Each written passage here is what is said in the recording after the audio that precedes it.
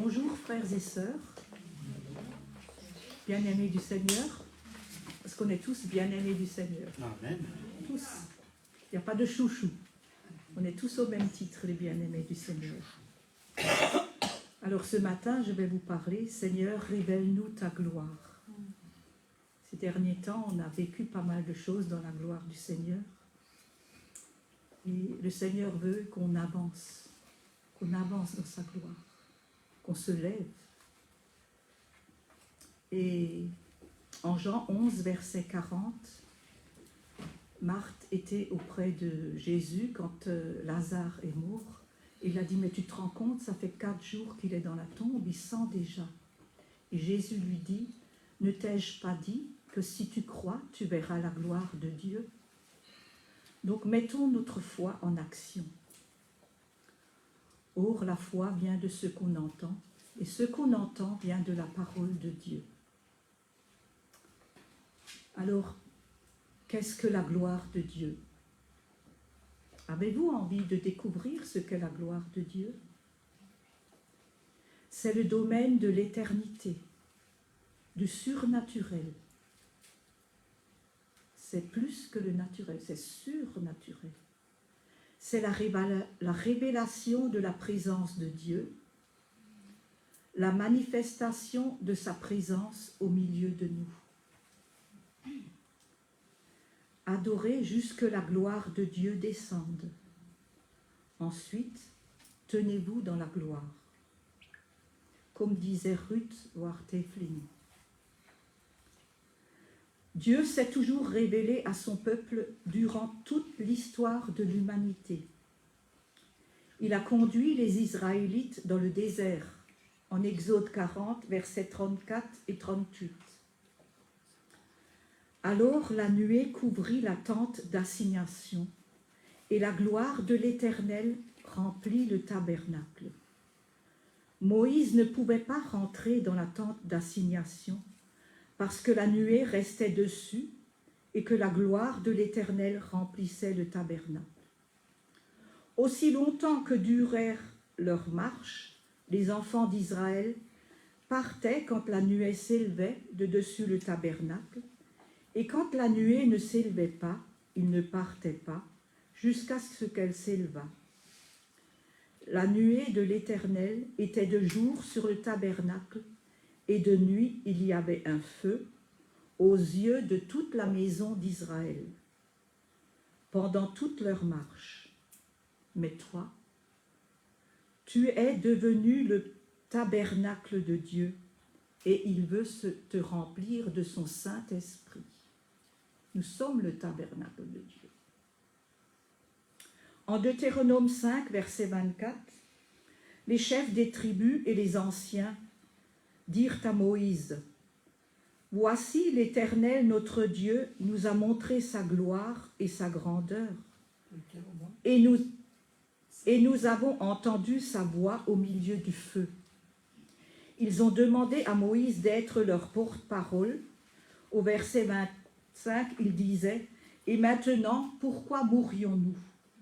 Ce grand feu nous dévorera si nous continuons à entendre la voix de l'Éternel, notre Dieu, nous mourrons.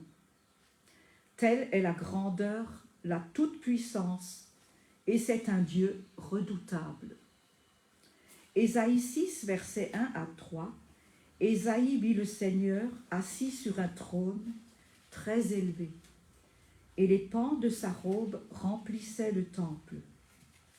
Des séraphins se tenaient au-dessus de lui. Ils avaient chacun 6 ailes, 2 dont ils se couvraient la face, et 2 dont ils se couvraient les pieds, 2 dont ils se servaient pour voler. Ils criaient l'un à l'autre et disaient, « Saint, Saint, Saint est l'Éternel des armées.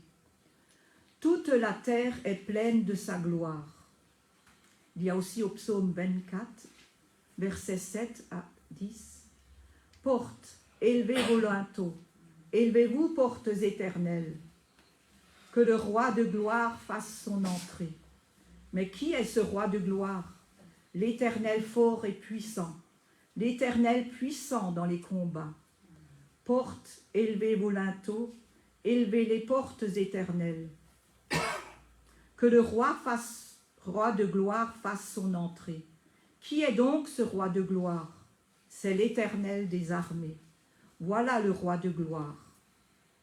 À notre époque, Dieu est en train de donner un avant-goût de cette gloire, le ciel se manifestant sur toute la terre. Cette gloire, quand elle tombe, peut se manifester comme une nuée ou une fumée. D'autres ont vu des gouttes de rosée ou des gouttes de pluie dorée.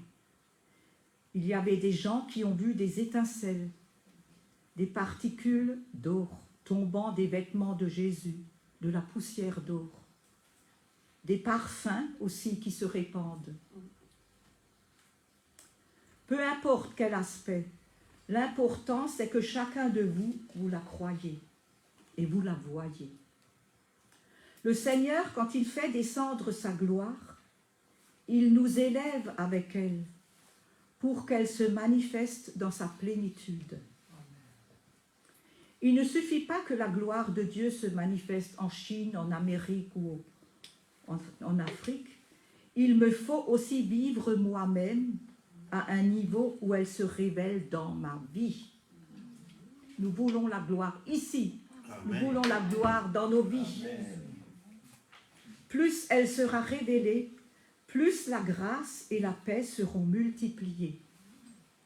La gloire opère en nous pour nous rendre toujours vainqueurs sur tous les plans. Dans la louange, on s'élève. Plus forte sera la louange, plus profonde sera l'adoration. La première, donc la louange, fera descendre l'onction. La seconde, l'adoration, fera descendre la gloire. Amen. Si nous voulons que la gloire descende au milieu de nous, il faut qu'il y ait adoration. Car alors il se passe que l'esprit de révélation commence à agir dans nos cœurs.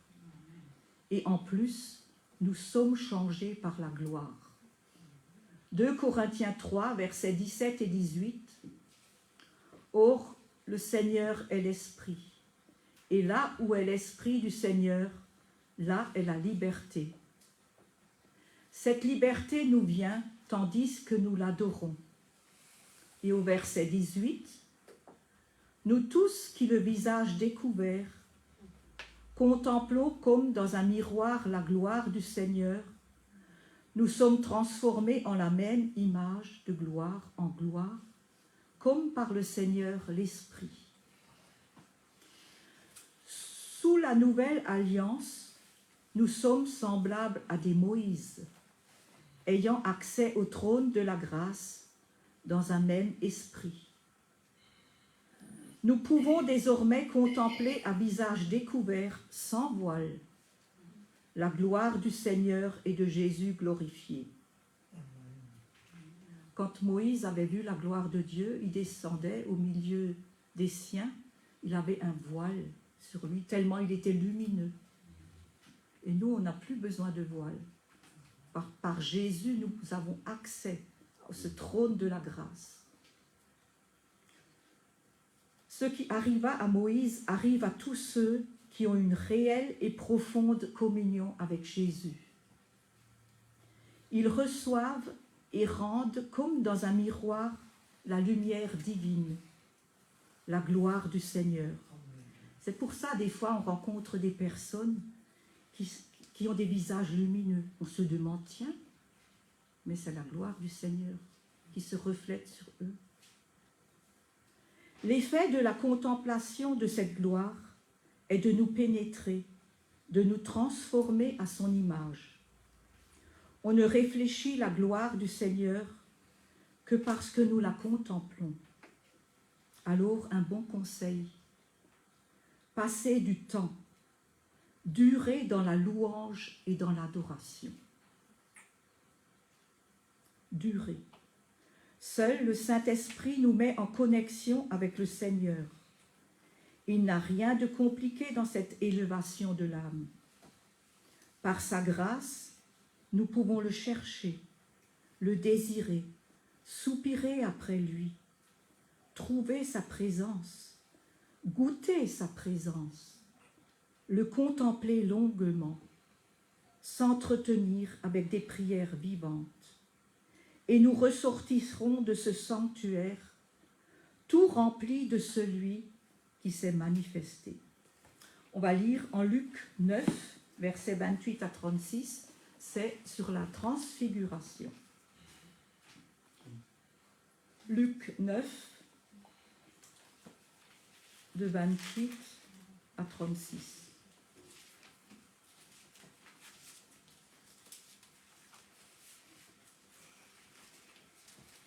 Environ 8 jours après qu'il eut dit ces paroles, Jésus prit avec lui Pierre, Jacques et Jean, et il monta sur la montagne pour prier.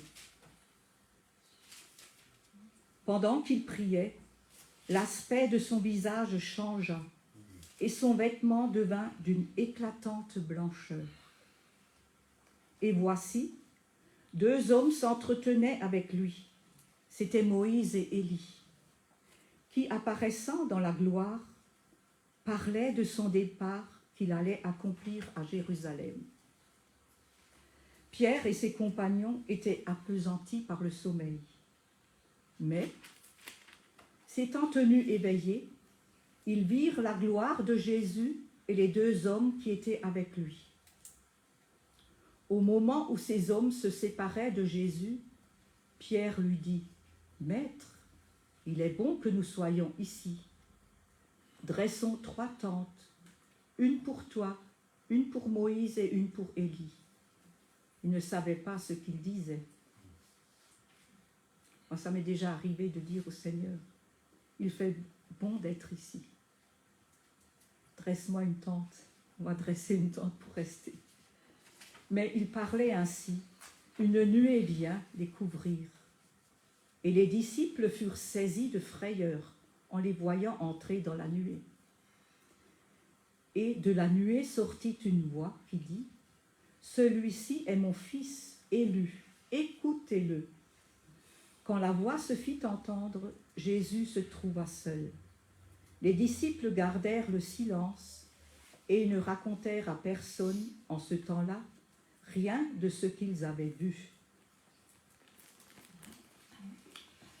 Suite à l'annonce des souffrances et de sa mort, Pierre, Jacques et Jean virent la gloire de leur maître qui devait les relever, les encourager, parce qu'ils étaient abattus par cette annonce.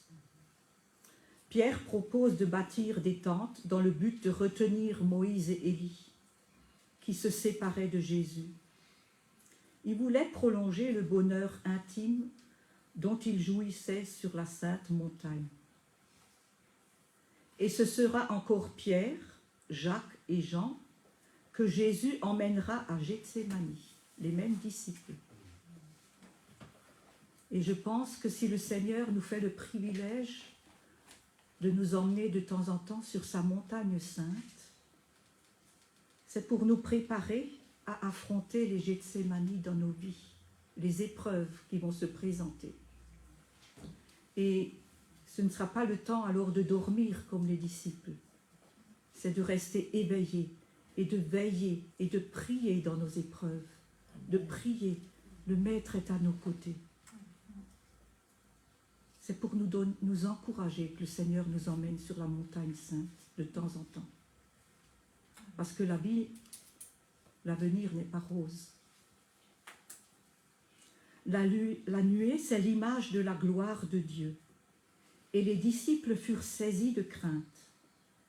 De la nuée sortit une voix, « Celui-ci est mon fils élu, écoutez-le. » Le Sauveur était l'élu de Dieu, destiné pour la rédemption du monde. Une des conditions pour que la gloire se révèle, c'est l'unité d'esprit. C'est vrai, tu avais raison, Prunette, je suis d'accord. Au moment du culte, quand tout le monde est ensemble, centré sur le Seigneur, c'est l'unité. Quand nous pénétrons dans la gloire, nous réalisons et prenons conscience de la sainteté de Dieu. Et avec les anges, nous pouvons crier « Saint, Saint, Saint est l'Éternel des armées. Toute la terre est pleine de sa gloire. » Si nous vivons au milieu de sa gloire, alors nous verrons le miraculeux comme le monde ne l'a jamais vu. Est-ce que vous croyez encore au miracle? Hein? C'est actuel, hein? Dieu veut lever un peuple d'adorateurs et nous entraîner à être pour lui le peuple de la gloire. Habakkuk 2, verset 14. Car la terre sera remplie de la connaissance de la gloire de l'Éternel, comme le fond de la mer par les eaux qui le couvrent. Alors n'importe quel enfant de Dieu né de nouveau, rempli de l'Esprit, a le privilège d'introduire la gloire et une facilité de contact avec Dieu dans une réunion, dans sa propre vie, à la maison ou à l'église. C'est avec notre voix qui s'élève qu'il y a un changement d'atmosphère. Les cieux sont déchirés et la gloire descend. Quand la gloire descend, toutes nos difficultés s'évanouissent. Où règne la gloire, il y a un repos et tout devient facile. La gloire apporte aussi la révélation. Cette révélation commence par la personne de Jésus. Amen. Mais d'où vient la lumière de la connaissance de la gloire de Dieu? Elle vient de la face de Christ. Par exemple, quand j'adore, je peux contempler le Seigneur et cette gloire communique une onction qui ouvre les yeux sur l'invisible. La connaissance de la gloire de Dieu vient de la face de Christ. Dieu donne à chacun de vous des yeux qu'il veut oindre pour une vision spirituelle. Dieu veut nous amener jusqu'à son trône en vision.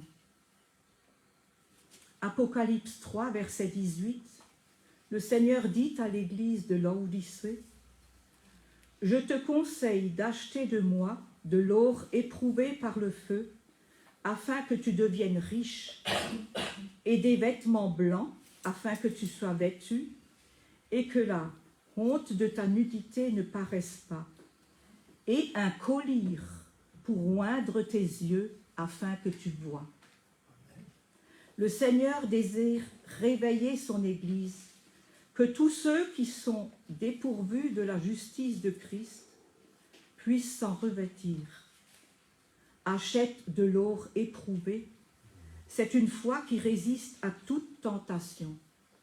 1 Pierre 1,7, afin que l'épreuve de votre foi, plus précieuse que l'or périssable, qui cependant est éprouvé par le feu, ait pour résultat la louange, la gloire et l'honneur lorsque Jésus apparaîtra. Des vêtements blancs, c'est-à-dire la justice de Christ et la sainteté dont l'âme s'est revêtue. Le collier qui rend la vue aux aveugles, c'est l'onction du Saint-Esprit, qui enseigne toutes choses. Dieu veut nous montrer le visage de Jésus. Un seul regard sur lui, et je suis un peu plus transformée. Chaque fois que je le contemple, parce que je désire lui ressembler. Dans la gloire, je ressens sa compassion. J'ai une révélation de sa sainteté, de son amour, de sa miséricorde. Dans la gloire, j'ai de lui une connaissance que je ne pouvais avoir avant. Tout ce que dit Ézéchiel, Daniel ou Jean est un bon exemple. Dans l'Apocalypse, on trouve les mots « Je vis, je me retournais pour voir la voix qui me parlait ». C'est Jean qui dit ça. Et après m'être retourné, je vis 7 chandeliers d'or. C'est en Apocalypse 1, verset 12. Bénissons Dieu pour les retournements qui font plonger les regards dans la gloire. Jean s'est retourné et il a vu les 7 chandeliers d'or qui sont les 7 églises. Si vous avez un problème pour voir le Seigneur, sachez qu'il se laissera toujours trouver au milieu de son peuple, au cœur de l'assemblée. Vous trouverez toujours le Seigneur au milieu des églises, quelle que soit leur imperfection. Car Christ aime l'Église. Il s'est livré lui-même pour elle. Si votre désir, c'est de voir le Seigneur, cherchez-le dans l'Église. Apocalypse 1, verset 14. Et au milieu des 7 chandeliers, quelqu'un qui ressemblait à un fils d'homme, vêtu d'une longue robe et ayant une ceinture d'or sur la poitrine. Sa tête et ses cheveux étaient blancs comme la laine blanche, comme la neige. Ses yeux étaient comme une flamme de feu. Voulez-vous voir le cœur de Dieu? Fixez votre regard sur Christ. La connaissance et la sagesse découlent des yeux du Seigneur. Si vous prenez le temps de demeurer dans sa présence, le Seigneur pourrait vous montrer des parties de son ciel, son jardin merveilleux, des roses sans épines, des fleurs qui ne se fanent pas, des prés verdoyants, des cascades, des routes pavées d'or.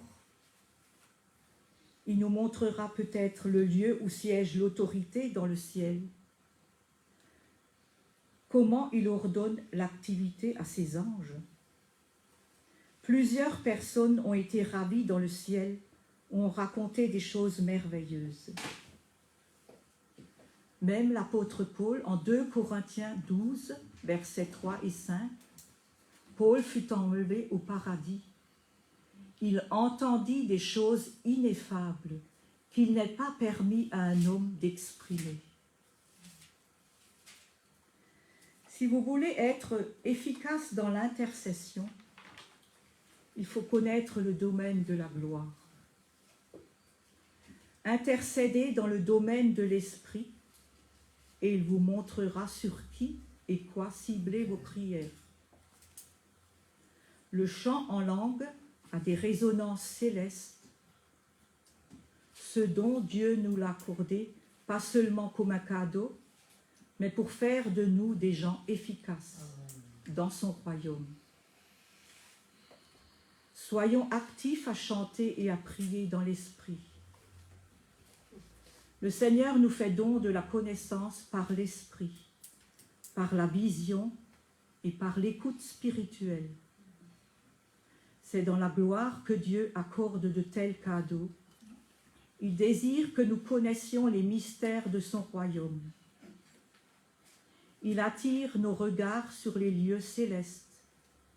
Il ne veut pas nous voir absorbés par toutes ces choses futiles du monde, mais par les choses d'en haut, celles qui sont éternelles.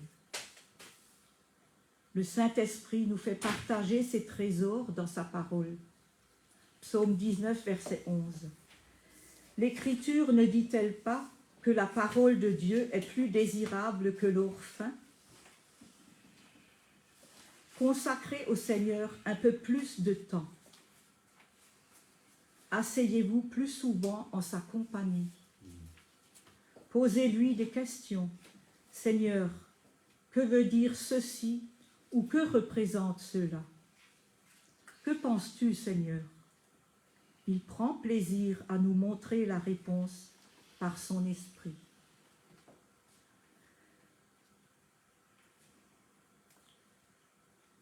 Je suis aussi d'accord que le Saint-Esprit est un gentleman. Parce que, effectivement, il a l'œil perçant, le Saint-Esprit. Il voit les cœurs tels qu'ils sont. Il voit les souffrances.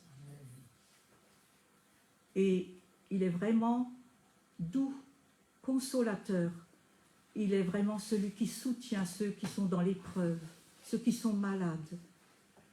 Mais des fois, il y a des personnes qu'il faudrait qu'ils secouent. Parce que franchement, il y a des personnes qui sont endormies dans l'Église. Il veut réveiller son Église.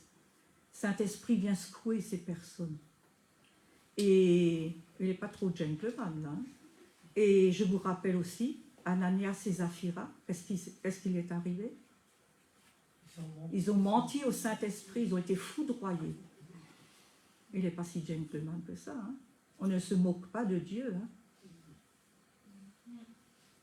C'est un Dieu redoutable. Il est bon. C'est un Dieu, sa miséricorde, sa tendresse, elle est immense. Je ne peux pas définir ça. Mais c'est un Dieu redoutable. Il faut le respecter. Voilà. Je vais boire parce que j'ai soif. Excusez-moi.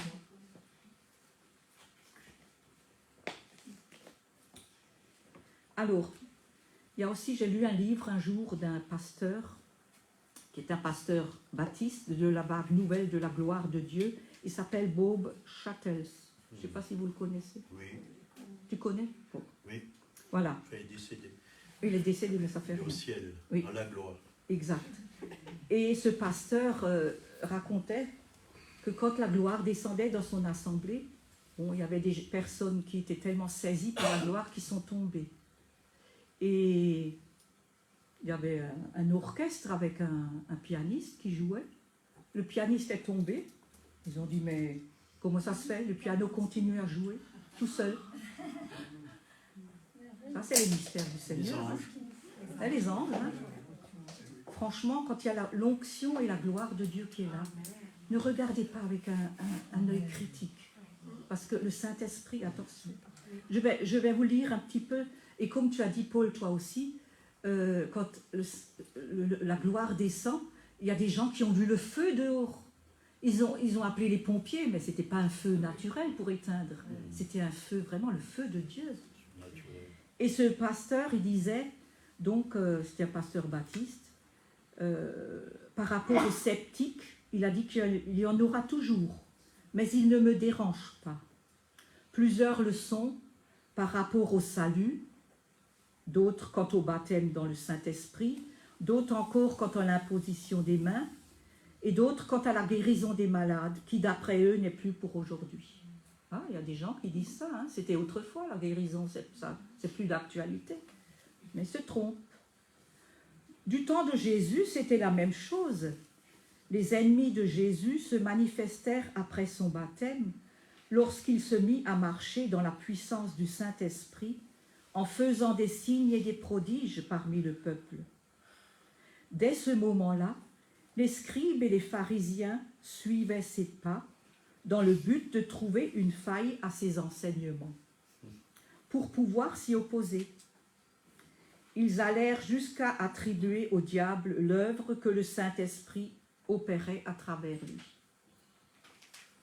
Ils disaient, oui, tu te rends compte, il guérit le jour du sabbat, il n'y a pas un autre jour où il peut guérir. Mais Jésus fait ce qu'il veut, hein. Dieu fait ce qu'il veut. Mais Jésus avertit de ne jamais blasphémer contre l'Esprit, car cela ne lui serait pardonné, ni dans ce siècle, ni dans le siècle à venir. C'est en Matthieu 12, verset 32. C'est une chose que d'être sceptique durant une manifestation inconnue. Mais si nous nous mettons à blasphémer contre le Saint-Esprit, nous mettons le pied sur un terrain dangereux et miné. Soyez prudents avant de juger de ce qui arrive dans le monde chrétien, car ce que vous voulez qualifier de faux peut très bien faire partie d'un mouvement de Dieu. Vous avez bien vu que l'âne de Balaam s'est mise à parler. Hein. C'est vraiment quelque chose de fou. Hein. Dieu fait des choses folles, voilà. Voilà, Dieu fait des choses folles. Vous ne parlez pas contre un homme ni d'un mouvement humain, mais contre l'Esprit de Dieu en personne. Avant de porter un jugement sur une méthode que Dieu utilise, arrêtez-vous et considérez-en les fruits. Le pasteur dit, des milliers de personnes sont sauvées, guéries, délivrées. Des centaines de pasteurs reviennent au feu nouveau dans leur ministère. Quoi de plus merveilleux dans ce monde? Il est important de ne pas fermer son cœur à l'action du Saint-Esprit. Car si vous abritez le doute, vous ne recevrez rien. Il est impossible de rester sceptique et de voir la gloire de Dieu sur sa vie. Nous avons besoin de la puissance de Dieu pour appliquer l'autorité qu'il nous a donnée. Nous nous efforçons de reprendre au diable ce qu'il nous a volé, gagner des âmes, guérir des malades. Alors il disait aussi, mais il me semble que nous n'avons plus de temps pour louer et adorer Dieu. Nous nous essoufflons d'activité en activité et en plus nous sommes bien trop respectables, trop orgueilleux pour plonger dans le fleuve et nous laisser transporter où il veut. Que pouvons-nous espérer de ces conditions? Il y en a qui se demandent pourquoi il ne se passe rien dans leur vie personnelle. Moi, j'en suis à me demander comment la gloire peut venir sur des chrétiens qui n'ont pas le temps à lui consacrer, car sans le Seigneur, rien de bon ne peut se produire. Dieu fait tout pour que nous réalisions qu'il est vivant et réel. Son Saint-Esprit, ce qui est à lui, il nous le montre, afin de nous préparer toujours à vivre avec lui. Il est en train de nous revêtir de sa gloire. Accordez-lui de cette liberté. Alors, si vous me permettez, je vais un petit peu parler aussi de la venue de Bishop Claudio. Certaines personnes ont peut-être été heurtées par le bruit et les cris. Je peux concevoir que pour certaines personnes, c'est des choses nouvelles. Dans ce cas, priez et demandez au Seigneur. On va peut-être lire aussi Acte 2. Acte 2, c'est la Pentecôte. Le jour de la Pentecôte, ils étaient tous ensemble, dans le même lieu. Tout à coup, il vint du ciel un bruit, je dis bien un bruit. C'est pas venu en secret, hein. Ça fait du remue-ménage, hein, les enfants. Comme celui d'un vent impétueux, il remplit toute la maison où ils étaient assis. Des langues de feu semblables à des langues de feu apparurent, séparées les unes des autres, et se posèrent sur chacun d'eux. Et ils furent tous remplis du Saint-Esprit. Au verset 6, au bruit qui eut lieu, la multitude accourut, c'est que ça fait du raffut, hein, et elle fut confondue, parce que chacun les entendait parler dans sa propre langue. Ils étaient tous dans l'étonnement et la surprise, et ils se disaient les uns aux autres, « Voici ces gens qui parlent, ne sont-ils pas tous galiléens? Et comment les entendons-nous dans notre propre langue à chacun, dans notre langue maternelle ?» Au verset 12, donc ils étaient tous dans l'étonnement et ne sachant que penser. Vous voyez, quand les manifestations arrivent, certaines personnes ne savent pas quoi penser. Et ils se disaient les uns aux autres, « Que veut dire ceci ?» C'est normal qu'on se pose des questions. Mais d'autres se moquaient, vous voyez, d'autres étaient là et se moquaient et disaient, « Ils sont pleins de vin doux. » Ah ben oui, ça dit, on était plein de vin doux. Alors, voilà, je veux continuer pour vous dire, donc il y avait un bruit, il y avait vraiment le remue-ménage. En 2006, je crois, ou 2007, 2006. On a été à Belfort, au Palais des Sports, il y a Freddy de Coster qui est venu. Et Freddy de Coster, c'est le gendre de Carlos Anacondia. Non, c'est pas ça? C'est presque C'est- ça. C'est presque Elle est ça. quelqu'un de l'église. Sa Sa femme, c'est quelqu'un de son église. Ah voilà, C'est pas son exact, nom du tout. d'accord. Donc il était là et au moment il y avait une dame qui était dans le vaudou. Mais je vous assure, les chaises ont volé. Hein. J'ai dû me mettre tout à l'arrière parce que les chaises ont volé. C'était émouvant, les paravents qui volaient. Mais une fois qu'elle avait retrouvé sa libération, elle a témoigné, elle était dans le vaudou. Et c'est des choses qui se passent, qui sont vraiment... Il y avait du sport, hein, je vous dis. Et à Cergy aussi, il y avait... comment s'appelle le pasteur noir? Jean-Luc Traxel. Non, c'était un autre... je sais plus. Je sais plus, il y avait tellement de pasteurs là-bas. Et justement, il y avait une délivrance avec un jeune. Et il lui avait dit, retourne en enfer avec tes copains. Ils ont dit ça aux démons. Retourne en enfer avec tes copains. Vous savez ce qu'il lui a répondu? En enfer, on n'est pas copains. Il n'y a pas d'amour en enfer. Voyez. Oui, voilà. Alors, il y a aussi Carlos Payan qui nous a raconté une fois, dans son assemblée, quand l'onction est descendue, il y avait une dame, elle avait à peu près 70 ans, elle est tombée et elle riait. Naturellement, sa jupe est un petit peu remontée. Et les gens tout de suite, « Ah, t'as vu, la jupe est remontée !» Au lieu de mettre un gilet dessus, et elle riait. À la fin, quand elle est venue témoigner, elle a dit, quand elle avait l'âge de 8 ans, elle était sur le quai, et les Allemands, pendant la guerre, emmenaient les gens du village dans les wagons pour les emmener en déportation. Et elle a tellement été choquée par les Allemands, par les mitraillettes, par le bruit des bottes et tout. Plus jamais de sa vie, elle n'a pu rire. Et c'est là qu'elle a eu la délivrance. À 70 ans, toute sa vie, elle vivait avec ce poids et cette souffrance.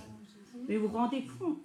Alors, pour la jupe qui remonte, hein, l'œil critique tout de suite, vous ne savez pas ce qui se passe dans le cœur des gens.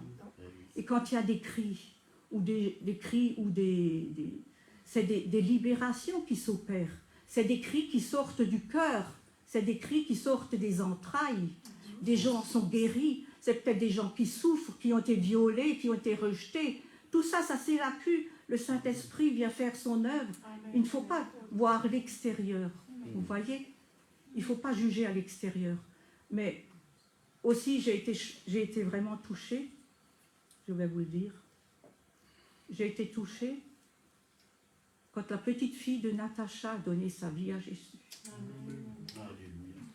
Elle était vraiment pleine de joie. Amen. Elle pleurait de joie. Maman Natacha, soit bénie pour ce beau cadeau. Amen. Il faut voir les fruits aussi. Amen. Il ne faut pas uniquement regarder aux apparences. Moi aussi, j'ai crié. J'ai crié, papa, papa. Pourquoi j'ai crié, papa? J'étais tellement dans la joie que vers la fin, c'est devenu tellement intense que je sentais l'étreinte du Père.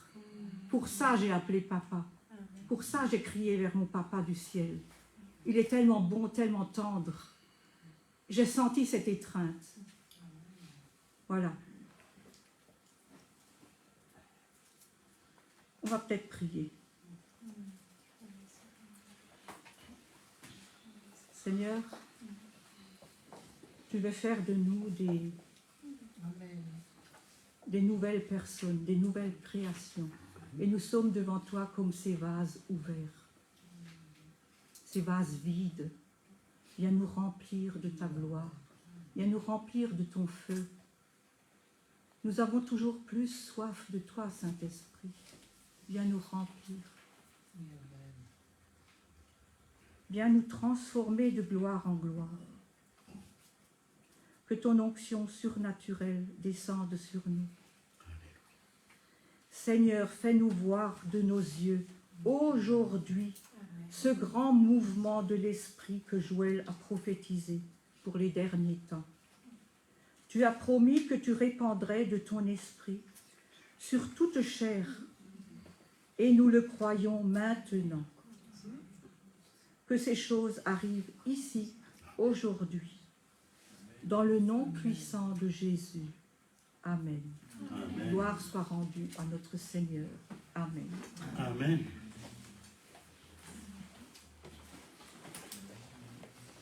Amen. Gloire à Dieu. Merci pour ce message. Tout à fait d'accord avec ce message. Et c'est vrai que l'année dernière, au Tabor, à un moment donné, il y a notre sœur qui était ici, qui faisait la louange, Laura, qui jouait au piano. À un moment, elle a arrêté de jouer, puis ça continuait, ça continuait. La musique continuait. Et là, il y avait vraiment une telle présence de Dieu, la gloire de Dieu était descendue, il y avait une sainteté. Et je crois que c'était vraiment les anges qui sont venus prendre la relève, quoi. Voilà. Si quelqu'un a besoin de prière, il y a toute une équipe ici qui peut prier pour vous. Vous pouvez vous approcher.